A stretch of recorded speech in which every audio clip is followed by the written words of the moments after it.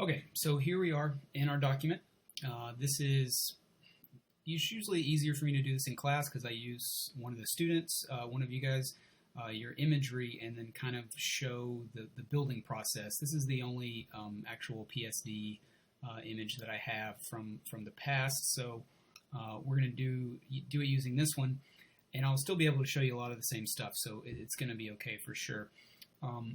This is what you're going to be working with. So you'll have your new document. You'll set that up as what was it, 8 by 10 at least with 250 resolution, and then you will copy your image over into your document, and then you'll bring your other 5 as well. So essentially, you're going to start from one of your images, and this is the image that she started from. So you can see over here, it's the background layer, right? If we turn that off, there's nothing there. And then we have her other characters are here. So essentially what she did is she brought in the next image, which utilized the same background taken from the exact same position, right? So her camera did not move at all. And so everything stays in the same place, right? And then she brought in this photo and simply cut everything around it that she didn't need, including all these little sections right here, to make it to where when she turned on the background, that all of her seams were really clean. Okay? Now, I can still see like maybe right there, stuff like that, but basically this is what you want to do. You want to bring an image in, you line it up. You can use the opacity here to line it up, right? So see how it's right there, and I can just say, oh, I want to move it. I want to get it kind of like that. I would recommend zooming in so you can really see, find things like this table leg here, where you can see that needs to kind of move over like that, right? And now I'm looking up here. I don't know. I think that's about right, something like that. Obviously, she had it in the right position, but that's your goal. So your goal is to put it in the right position and then go around the image, around the edge of the image where you paste it in, and erase.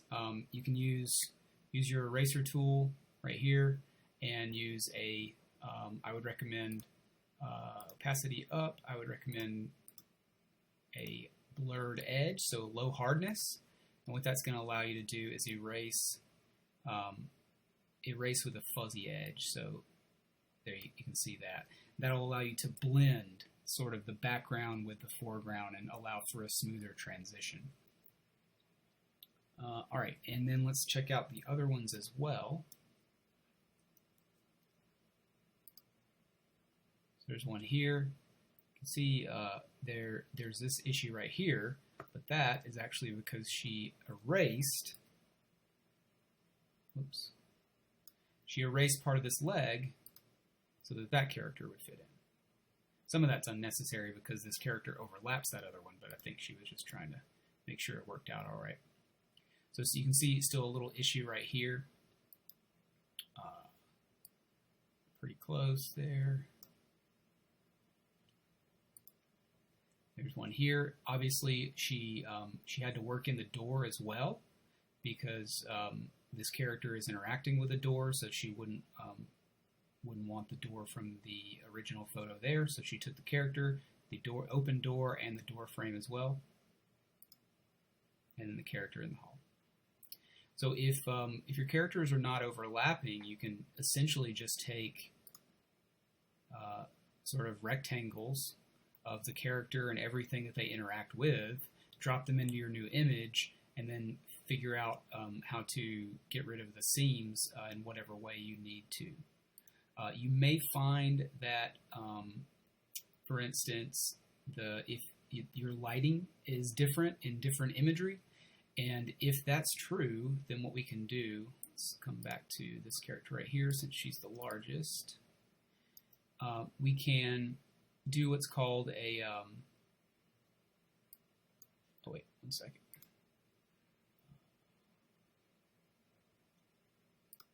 Adjustments panel here. We'll do layer adjustments. So these can be really beneficial for this assignment if you find that your imagery, especially if you do something outside, you might find that your lighting changes from moment to moment because of the sun and clouds, things like that. If you find that you bring a character in and that character is either too light or too dark, you can use these image adjustments here, most specifically brightness, contrast, and levels. So we're going to do, let's see, which would be easiest. We're going to put a level here.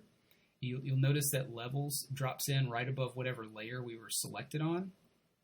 And what's going to happen is we can use these sliders to change the brightness. Now, let me show you a couple of things. Number one, it affected this layer right here, which is the one we want to affect. It also affected the background layer. So you can see that it's going to affect any layers that are beneath it. So currently it's affecting both layers beneath it.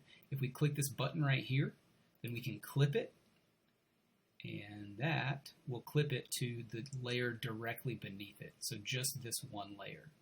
And obviously this is really dramatic, just to show. But if you brought this image in and she was a little bit darker, say she was like like that, then you use this this levels adjustment to come in, utilize your sliders, and get it to where the background matches with this new image. Okay. You can also, so this is the adjustments panel.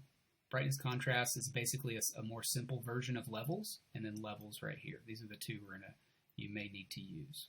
You may not need to use those, but they're there if you need them. The other thing is the dodge and burn tool. Now, dodge and burn, I don't use unless you have to, but you may find that you need to. Essentially, they are the way to lighten and darken, respectively, different parts of your image by hand. So, like by using a brush, essentially. So, dodge works on the idea of a brush right here, 150 pixels. I can make it smaller if I want, and this is the dodge. So you can choose whether to dodge shadows, midtones, or highlights. Whichever one you choose, it's going to take that particular part of the image and make it lighter. So if we do this, I'm on the wrong layer. You can see, my computer's a little slow, but you can see that it takes the midtones and makes them really, really bright.